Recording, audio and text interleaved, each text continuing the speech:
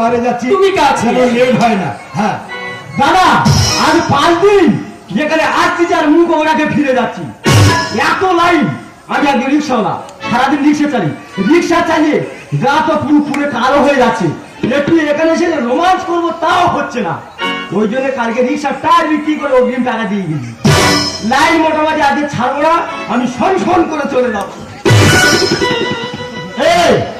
ভেতরে একটা খরিদ্দার থাকলে আরেকটা খরিদ্দারের দেরি করে আসতে হয়। সেই টাকা দেওয়া অগ্রিম টাকা দেওয়া, যত টাকা থাক ভেতরে মাল আছে, এখন ঢোকা যাবে না। আরে আপনি যাবো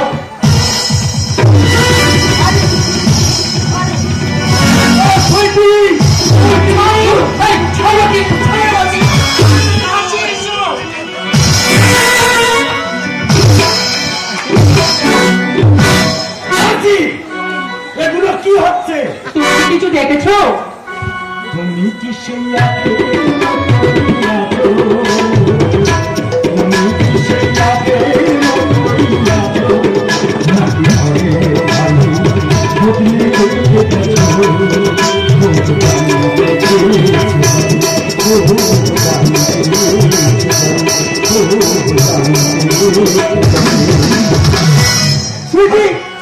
এসব গ্যাঞ্জাম কেন?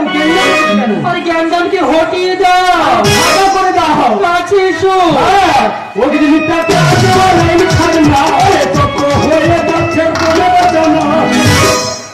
তোরা দুজন একটা মেয়ের যদি টানাটানি করিস, তা সে কতক্ষণ আর টিকবে? মাল পরপর জব্দ হয়ে যাচ্ছে, তোদের জ্ঞান আসছে না। আমি ঠিক বলছি। মুখ সামনে কথা বলো। শোনো, ওর কথা তুমি কান দিও না। আমি যা বলছি তুমি সেটাই শোনো। আজ নাই কাল থাকুক এদের ভালোবাসা। ওরা কালকে আসবে কেন? ওরা আজকে যখন এসছে, এদের ভালোবাসাটা বেঁচে থাক তোর কাছে। সেটা আমার বাড়ি, আমি বুঝবো। তুমি বলা কে?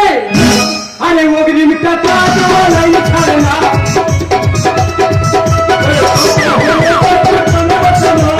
আজ নাই কাল মেটাবো আশা।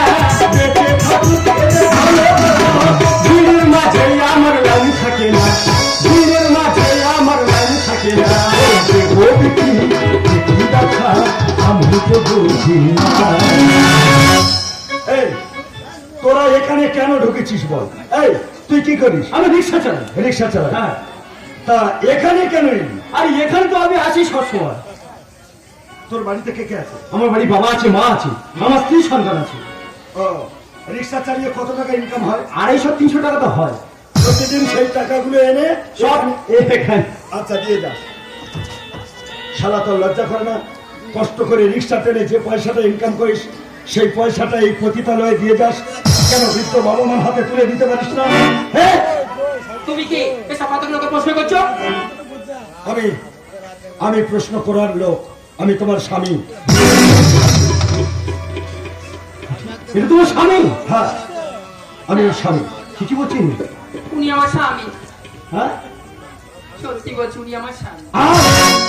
আর যখন তোমার এই দুর্ব্যবহার দেখেছি, আর আমি এখানে থাকবো না। আমি এখান থেকে দেশে ফিরে যাবো। হাসি বোঝার চেষ্টা করো, তুমি কেন আমার কথা শুনছো না? তুই শুনবো না। কলকাতায় থাকো না, যাবো পবিত্র জায়গাটা যাবে। কি বলতে চাইছো তুমি? তুই যদি কলকাতা থেকে দেশে ফিরে যাস, কলকাতার মতো পবিত্র জায়গা নোনা জলে ভেসে চলে যাবে। তাই? হ্যাঁ। আরে স্বামী কত জানিয়ে কি সভা, দেহ যাত্রা করলে যখন ওর অভাব থাকবে না, তখন ও এই কাজ করে না। ভাই, আমার দুটো ছেলে আছে, তাদের ফেলে আমি কলকাতায় এসেছি ওকে খুঁজে। আজকের ও এখানে পড়ে থাক, আমি দেশে ফিরে যাচ্ছি।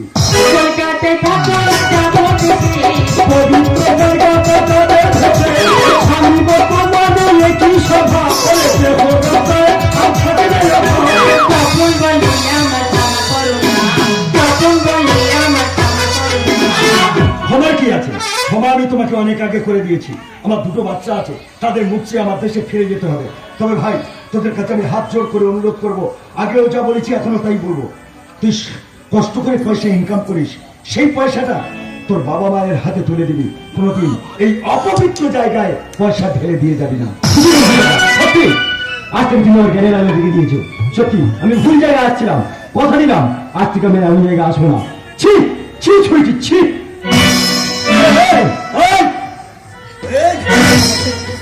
তুই কি করিস? আমি হ্যাঁ দে মা দে বাবা দে। মানে আমি ভিখারি। তুই ভিক্ষা করিস? হ্যাঁ, তোর বাড়িতে কে কে আছে? বউ ছেলে আমাদের সবাই আছে।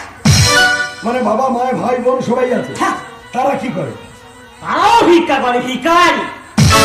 ও তাহলে তোদের বংশে যা আছে সবাই ভিক্ষা করে? হ্যাঁ, এই ভিক্ষা করে যে পয়সাটা ইনকাম করিস লোকের কাছ থেকে হাত পেতে তো নিস, সে পয়সাটা কি জন্য নিস বল? পেটের দায়।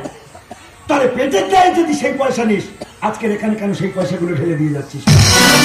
আজকে তোর এখানে দাঁড়িয়ে শপথ করতে হবে, কষ্ট করে মানুষের কাছে হাত পেতে যে ভিক্ষাটা নেব, সেই ভিক্ষাটা সৎ কাজে লাগাবো, বাবা মায়ের মুখে তুলে দেবো।